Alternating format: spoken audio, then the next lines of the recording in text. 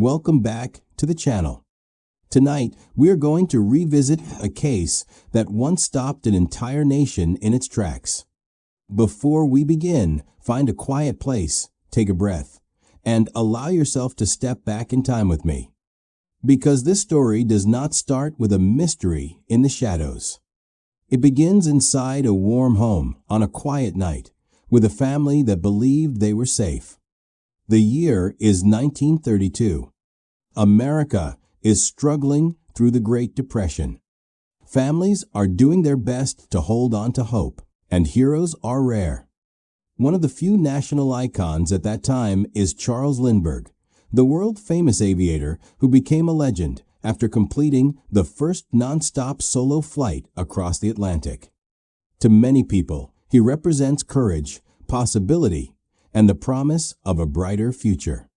At his home in Hopewell, New Jersey, he lives a seemingly peaceful life with his wife and their young child. On the evening of March 1st, the Lindbergh home is calm and still. The wind is gentle, the lights are low, and the family prepares to rest. Their 20-month-old son has already been put to bed upstairs, wrapped in a blanket, safe in his nursery. Nothing seems unusual. Nothing gives the slightest warning of what is about to unfold. But sometime between nightfall and the late evening hours, a line is crossed, and a tragic chapter in American history begins.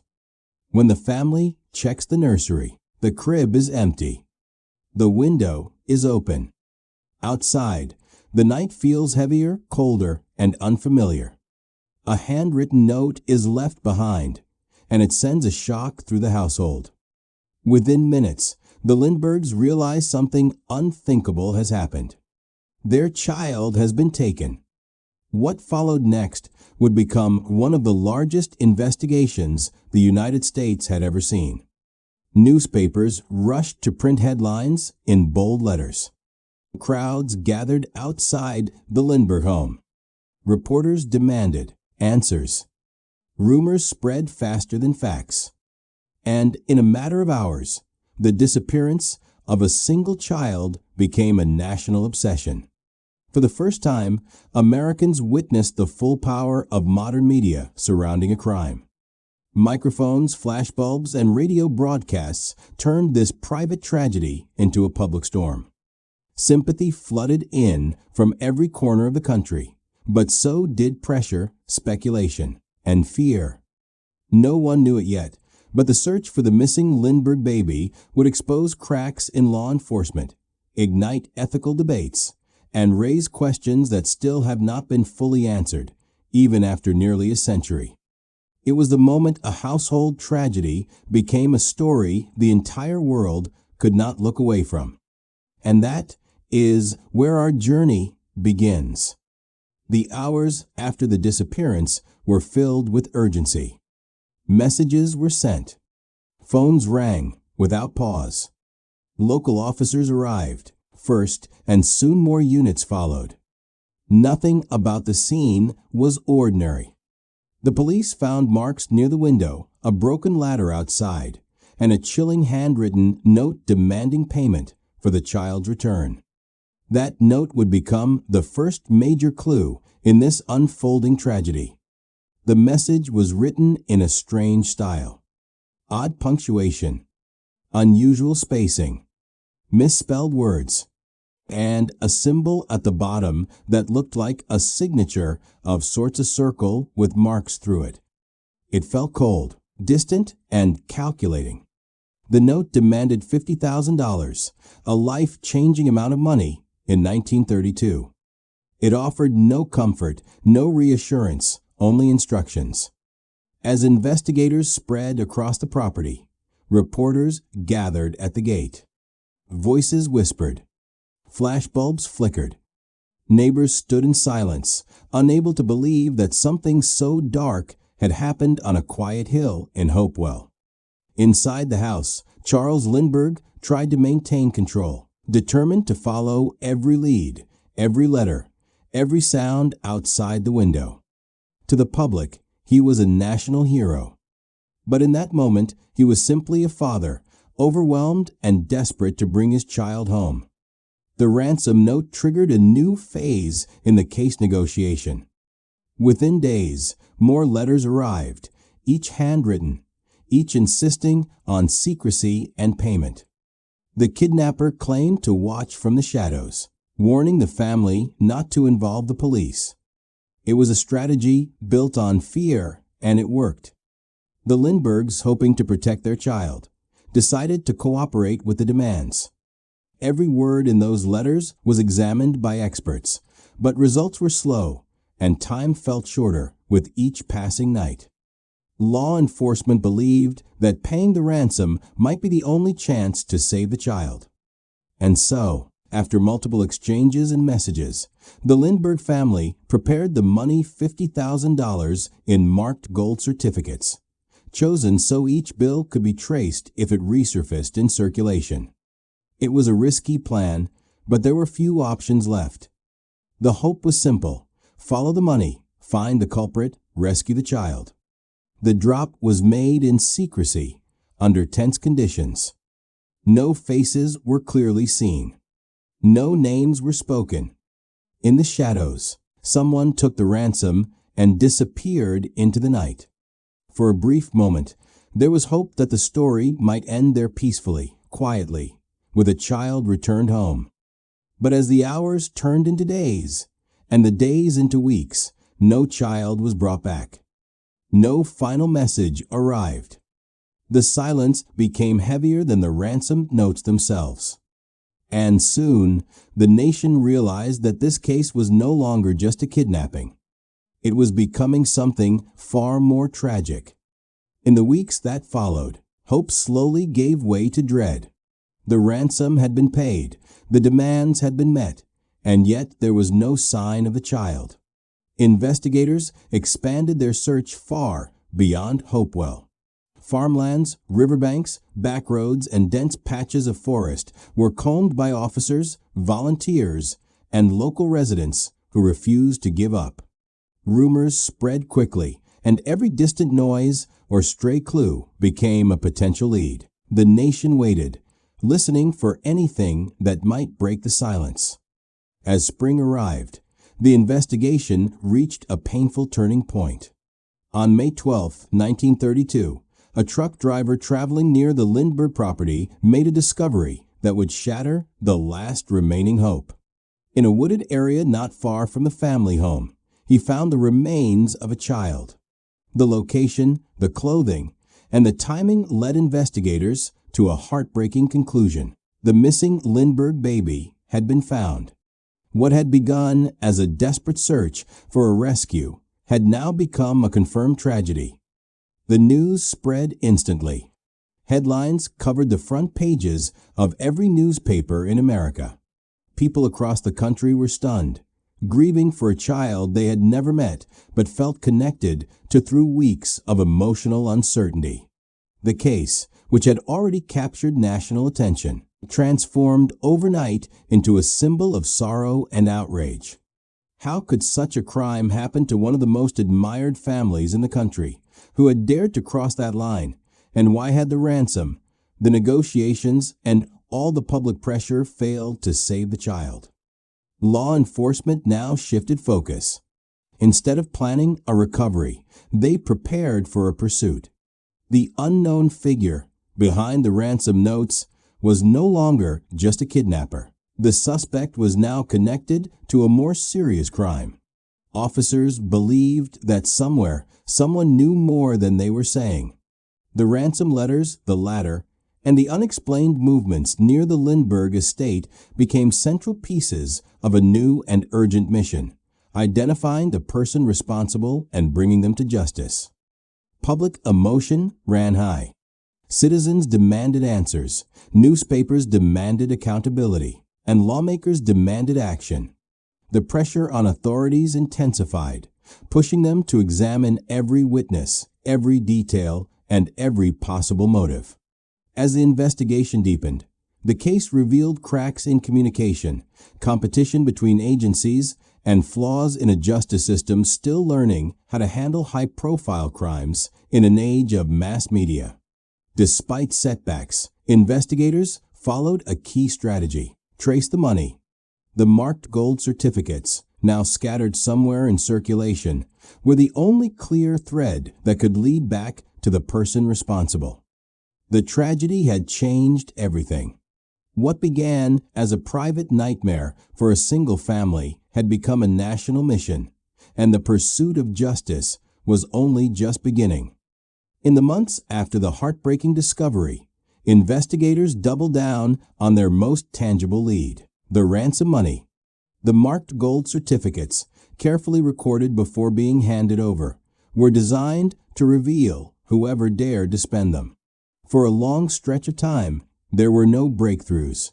Then, slowly, scattered reports began to reach the authorities.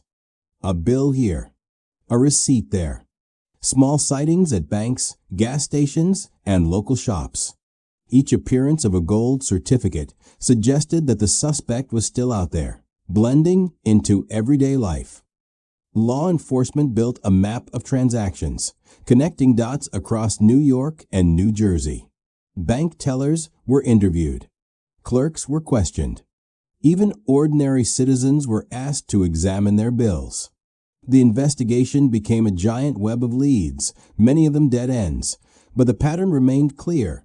Whoever held the ransom money was moving cautiously, spending in small amounts, never drawing too much attention at once. Still, every bill spent tightened the circle. After nearly 2.5 years of scattered clues, the investigation finally pointed to a single name: Bruno Richard Hauptmann, a German immigrant living in the Bronx. The breakthrough came when a gas station manager became suspicious of one of the gold certificates he received. He wrote down the license plate of the customer who handed it to him and reported it. That license plate led straight to Hauptmann. Authorities began surveillance, and soon they obtained enough evidence to move in. On September 19, 1934, Hauptmann was arrested. A search of his home revealed a shocking discovery: approximately $14,000 of the original ransom money hidden in his garage. Investigators believed this was the moment they had been waiting for: a direct link between the suspect and the crime that had shaken the entire country. Headlines exploded. Crowds formed outside police stations and courthouses. To the public, it seemed the mystery had finally found its villain. But the arrest raised as many questions as it answered. If Hauptmann was guilty, had he acted alone? Why had the money remained untouched for so long? Was he the same figure who had written the ransom notes and negotiated in the shadows? Or was he only one piece of a larger puzzle? A man connected to the crime, but not necessarily its mastermind. These uncertainties did not stop the momentum of the case. Public opinion, already charged by grief and outrage, demanded closure. Authorities moved quickly. They believed the ransom trail had done its job. The suspect had been found. A trial was inevitable. As Bruno Hauptmann was escorted through crowds of reporters and flashing cameras, the story shifted once again. The search for a missing child was over. The next chapter would be a courtroom battle that the entire world would watch. The trial of Bruno Richard Hauptmann began in January 1935 and quickly became one of the most sensational courtroom events in American history. Hundreds of reporters flooded the small town of Flemington, New Jersey, where the proceedings were held. The courthouse overflowed with journalists, curious citizens, and legal observers from across the country. Outside, vendors sold souvenirs, while inside every seat was taken. It was clear that this trial was more than a legal process. It had become a national spectacle. Prosecutors presented the narrative with confidence.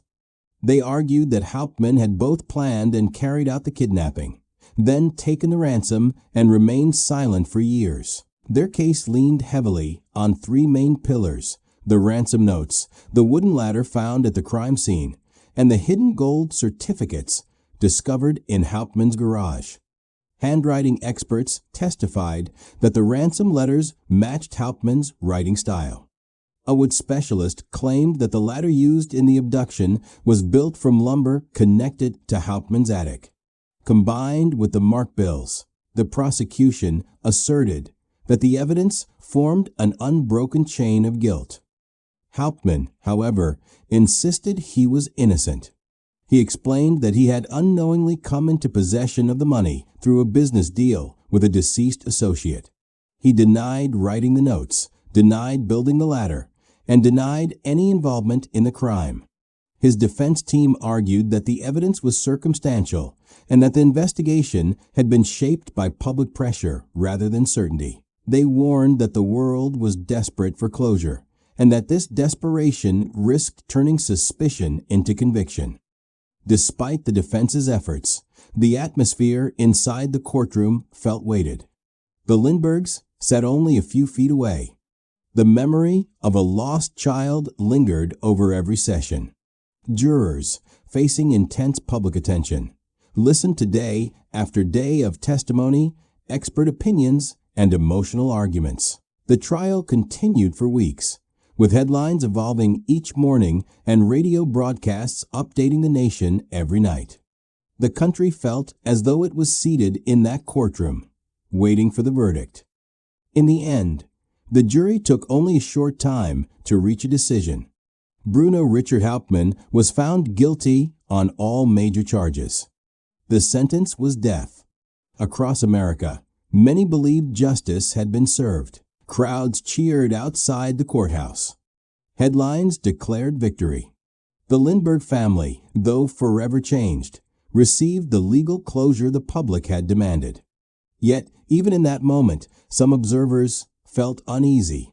Questions lingered in legal circles and among a minority of journalists who wondered whether the trial had moved too fast and whether the hunger for answers had overshadowed the need for doubt. Hauptmann continued to proclaim his innocence until his final day, but in 1936 he was executed. The world turned the page. Officially, the case was closed. But beneath the surface, controversy had only begun. In the days following the execution, many Americans believed the story had reached its conclusion. The courts had spoken. The man identified by investigators had been punished. Headlines moved on, and the public narrative settled into a simple shape: a crime, a culprit, and a closed case. But beneath that surface, a very different conversation had begun to take root. Legal scholars, journalists, and some members of the public were quietly asking uncomfortable questions. Had the investigation unfolded too quickly? Had grief and national outrage influenced the outcome more than evidence itself? And most importantly, had the justice system truly found the full truth? Critics pointed to what they believed were gaps in the case. Some questioned the reliability of the handwriting analysis, noting that such methods were far from precise at the time. Others raised concerns about witness testimony that seemed inconsistent or overly influenced by media pressure.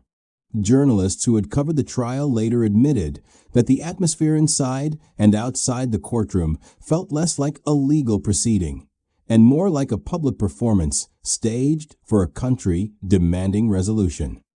There were also questions about the ladder, the ransom letters, and the timeline of events.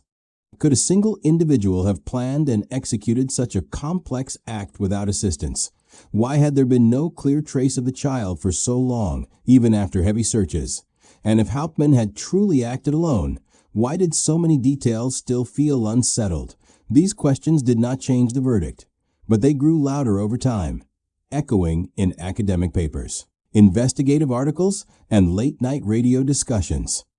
Some observers believed the investigation had been shaped by urgency rather than certainty. The Lindbergh kidnapping was the most publicized crime of its era, and there was enormous pressure on authorities to deliver a result. With every headline, every broadcast, and every new rumor, that pressure intensified. To critics, the danger was obvious. When a nation demands answers, it becomes easier for a single suspect to be framed as the entire solution, even if the full truth remains out of reach. There were also whispers of alternative possibilities. Some believed Hauptmann might have been involved in some capacity, but not as the mastermind. Others argued that he may have known about the ransom money, but had no direct role in the disappearance. A few voices even suggested the investigation had overlooked other potential suspects entirely. None of these theories gained enough proof to overturn the case, but they refused to disappear. Instead, they settled into the long shadow that followed the Lindbergh story through the decades. By the time a generation had passed, the case had transformed from a closed crime into a controversial legacy. Officially, the matter was settled. Unofficially, it had only become more complex. What remained was a divide that still exists today, the difference between a legal ending and a satisfied truth. As the years passed, attention slowly shifted from the courtroom to the unanswered questions that lingered around the case. If Bruno Richard Hauptmann truly committed the crime, many wondered whether he had done so alone. The kidnapping had involved planning, surveillance, negotiation, and a risky exchange of ransom money. To some investigators and researchers, the logistics simply seemed too complex for a single individual working without support. This belief gave rise to one of the most persistent threads in the Lindbergh mystery: the possibility of additional, unidentified accomplices. At the center of this debate stood a shadowy figure known only as Cemetery John. During the ransom negotiations, an intermediary named Dr. John Condon met a man in a cemetery at night, following instructions from the kidnapper's letters. This mysterious individual, hidden in darkness, accepted the ransom and spoke with Condon briefly. Despite several attempts, authorities were never able to confirm his true identity. Later, prosecutors insisted that Cemetery John and Hauptmann were one and the same. However, critics pointed out inconsistencies in the descriptions, suggesting that the man who appeared at the cemetery may have been someone else entirely. Supporters of the accomplice theory highlight several details. Multiple voices were reportedly heard during earlier communications. The ransom letters were delivered from various locations, and the ladder at the crime scene seemed to have been placed with knowledge of the house's layout. Each of these elements, they argued, hinted at coordination, more than one mind, more than one pair of hands. Even the structure of the ransom notes raised questions. The unusual signature, odd grammar, and shifting tone led some handwriting analysts to suspect that more than one person may have contributed to the messages. There were also whispers about underworld connections. At the time, organized crime networks operated throughout the Northeast, and ransom kidnappings were not entirely uncommon.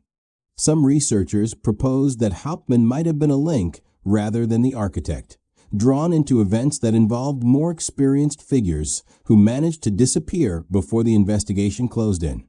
These ideas remain speculative, but they helped fuel decades of documentaries, books, and late-night debates among true crime enthusiasts. Meanwhile, the Lindbergh case continued to attract fresh interpretations from historians and amateur investigators alike. New pieces of testimony surfaced over the decades, small, fragmented, and often unverifiable, but intriguing enough to keep the conversation alive. Some witnesses came forward claiming they saw suspicious activity near the estate. Others claimed they recognized voices or accents connected to the ransom calls. None of these claims were strong enough to change the official record, but they added to the sense that the full story remained just out of reach. In the absence of definitive answers, Cemetery John became a symbol of the case itself, a figure in the dark, half seen and half known. Whether he was Hauptmann or someone entirely different, he represented the possibility that the truth was larger than the courtroom verdict. And as long as that possibility remained, so did the enduring question: was justice truly complete, or was a part of the story still missing? As time moved further away from the original investigation, the Lindbergh case began to take on a life of its own. With unanswered questions still lingering, and with key figures no longer alive to offer clarity, alternative theories started to multiply. Some were rooted in observable inconsistencies, while others drifted into speculation. Together, they formed a maze of possibilities that made the line between fact and rumor increasingly difficult to separate. One common theme in these theories was the belief that the crime may have involved more than what was presented in court. Some questioned whether an outsider could have gained such close access to the house without assistance. The Lindbergh residence was secluded, hard to approach, and surrounded by woods. For many, it seemed unlikely that a stranger would know the exact layout of the nursery, or when the child would be alone, without prior knowledge. This fueled suspicions of an inside link, whether intentional or unintentional. A few theorists even suggested that someone within the household might have unknowingly shared routines or details that made the crime easier to execute.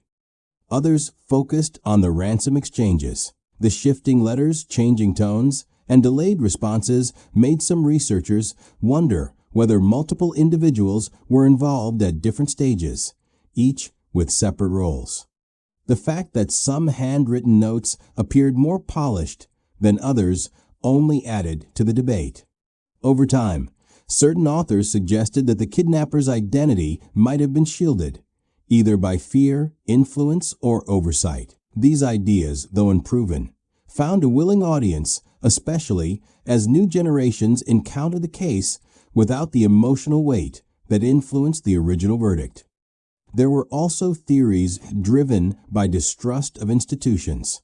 The immense pressure on law enforcement, the political climate of the 1930s, and the public's demand for swift justice became recurring points of discussion. Some critics argued that once Hauptmann was arrested, the investigation narrowed too quickly, leaving alternative suspects unexamined. Others warned that the emotional impact of the crime, especially given Lindbergh's national status, made it difficult for investigators and jurors to remain fully objective. To those who held that view, the case was as much about psychology and public pressure as it was about evidence. Meanwhile, a different category of theories emerged, those formed not from evidence gaps, but from human imagination. The tragedy, the fame, and the aura surrounding the Lindbergh family invited more dramatic narratives.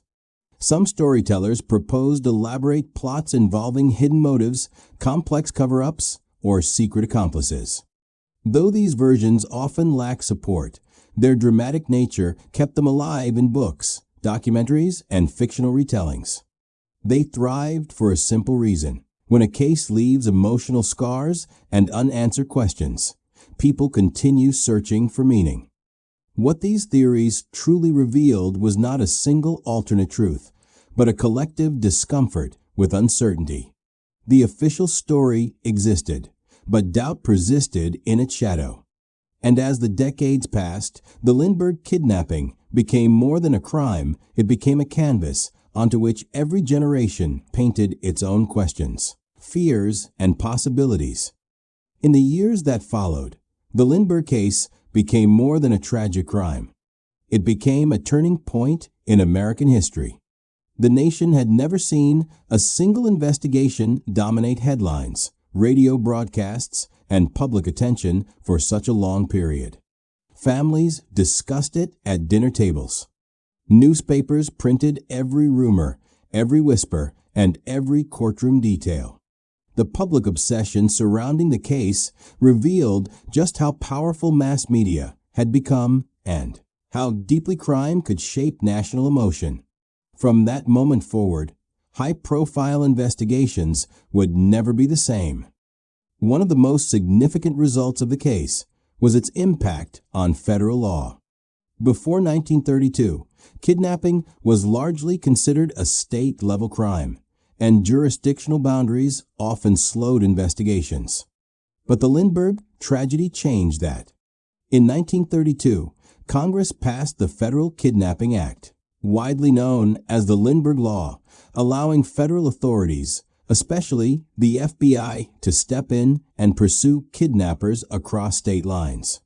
This single shift dramatically expanded federal investigative power and reshaped how major crimes would be handled for generations. The case also transformed the relationship between law enforcement and the press. The non-stop coverage, amplified by the rise of radio, demonstrated how quickly public perception could influence an investigation.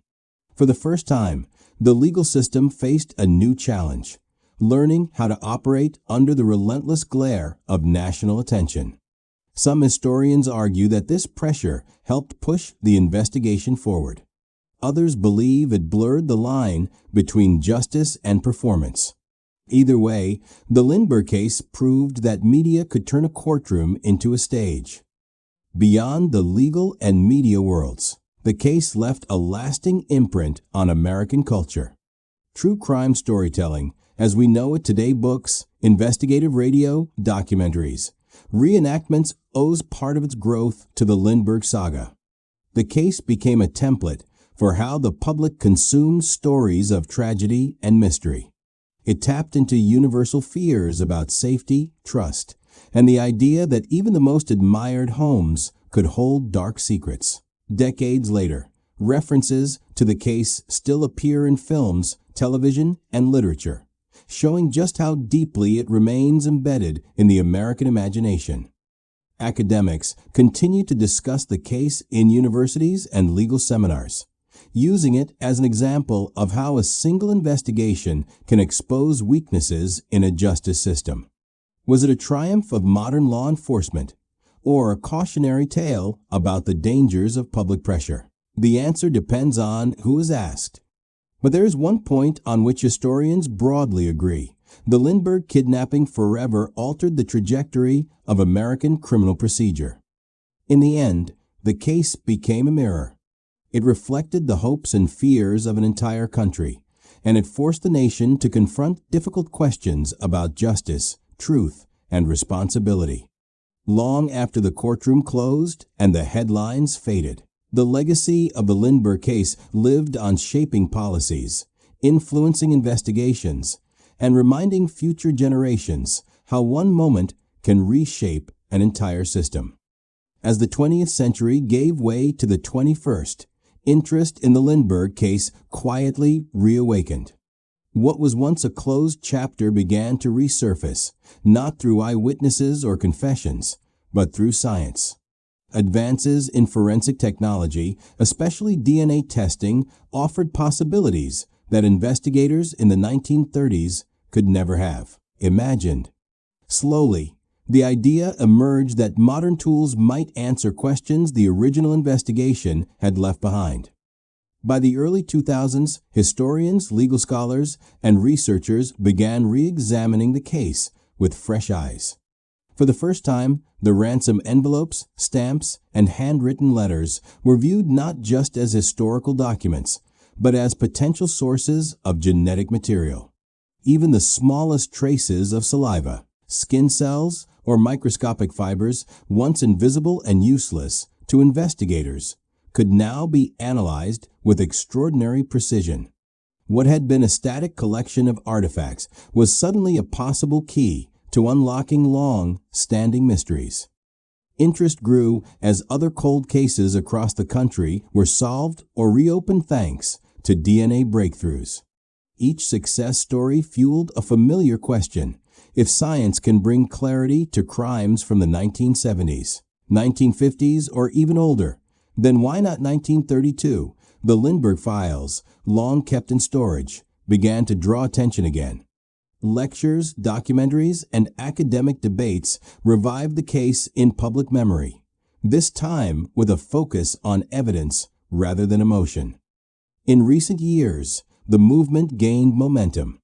A group of researchers and advocates began formally pushing for access to the preserved ransom materials. Their goal was straightforward: apply modern DNA testing to determine whether more than one person handled the letters and, if possible, identify genetic profiles.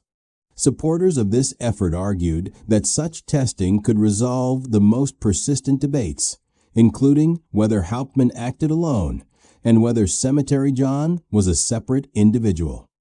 The idea faced obstacles. Legal permissions were required, and not all officials agreed on granting access to original evidence, especially items considered fragile and historically significant. Some argued that disturbing the artifacts risked damaging them. Others believed that leaving questions unanswered only prolonged a national mystery that deserved clarity. The debate became a tug-of-war between preservation and truth. Despite these challenges, the push for testing never fully disappeared. As technology continued to advance, the potential grew even greater. Today, high-sensitivity DNA methods, mitochondrial tracing, and genetic genealogy offer tools that go far beyond what was available even a decade ago. In the eyes of many researchers, it is no longer a question of whether the evidence can be tested. It is only a question of when permission will be granted. Nearly a century after the crime, the Lindbergh case has re-entered the modern era. Its future, once defined by ink on paper, may soon be rewritten by science, data, and the smallest fragments of biological truth. In the last few years, the Lindbergh case has taken on a surprising new life inside courtrooms, laboratories, and academic circles. While the official verdict has remained unchanged for nearly a century, a movement led by researchers, historians, and private advocates has challenged the idea that the case is truly settled.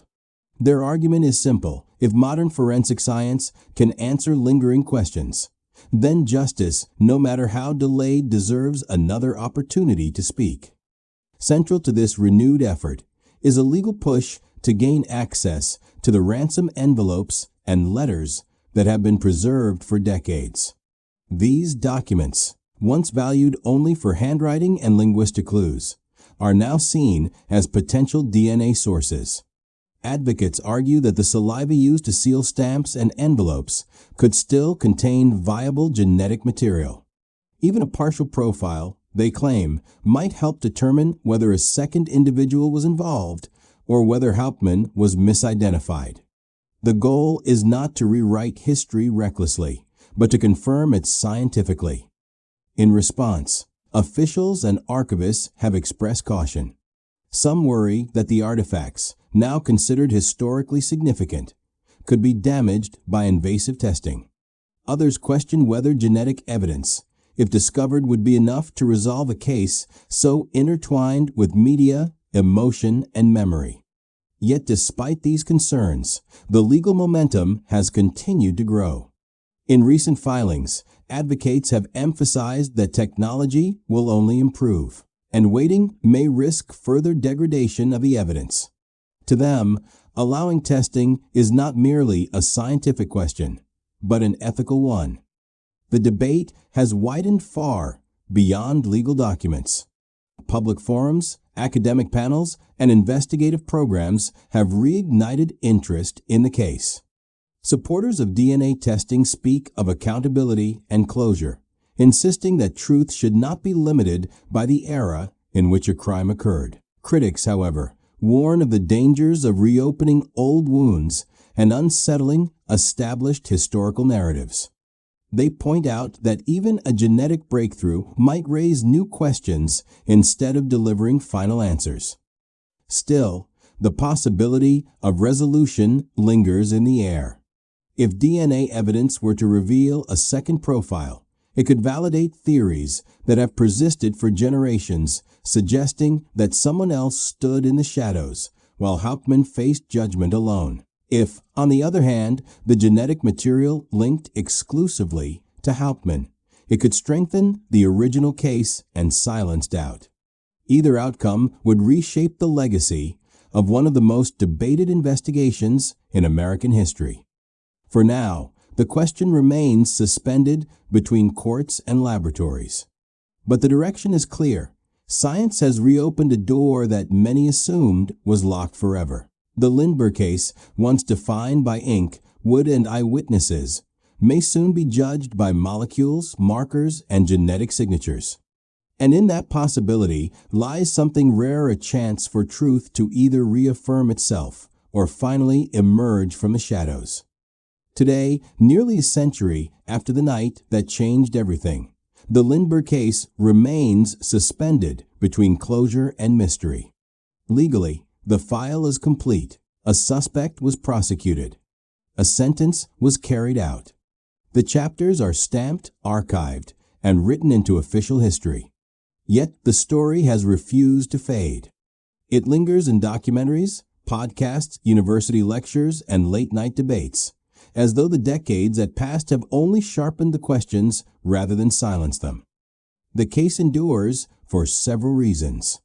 First, it represents the collision of innocence and tragedy at a scale the nation had never seen before. A beloved public figure, a peaceful home, and a child who symbolized hope shattered in a single night. Second, the unanswered elements remain too substantial to ignore. The identity of Cemetery John, the disputed handwriting, the ransom letters, the ladder, the timeline, and the money trail that both revealed and obscured the truth. Each piece still feels incomplete, like chapters missing from a book that was never fully finished. And finally, the trial itself left a legacy of doubt. To some, it was a triumph of determined law enforcement. To others, it was a warning about the risks of pressure, emotion, and public expectation shaping justice. Modern technology has only deepened the intrigue. The possibility that DNA could confirm or challenge the past places the case in a rare category, a closed crime that still holds evidence capable of speaking again. Whether that testimony will ever be heard remains uncertain. Courts still debate, archivists still hesitate, and researchers still wait for permission. The result is a strange moment in history where truth feels both closer than ever and just out of reach. Yet perhaps the greatest reason the Lindbergh case lives on is because it confronts a universal fear, the fragility of safety. It reminds us that even the brightest homes can cast shadows, and that tragedy does not choose its victims by fame or fortune. It also confronts a universal hope that truth, no matter how delayed, still matters. That answers, even after generations, are worth pursuing, and that justice, even when imperfect, can evolve. In American memory, the Lindbergh kidnapping stands not as a single event, but as a lasting echo. It reshaped laws. It transformed national media. It changed how crimes are investigated, how evidence is preserved, and how closely the public watches. But beyond all of that, it continues to symbolize the tension between certainty and doubt, between what was proven and what remains unknown.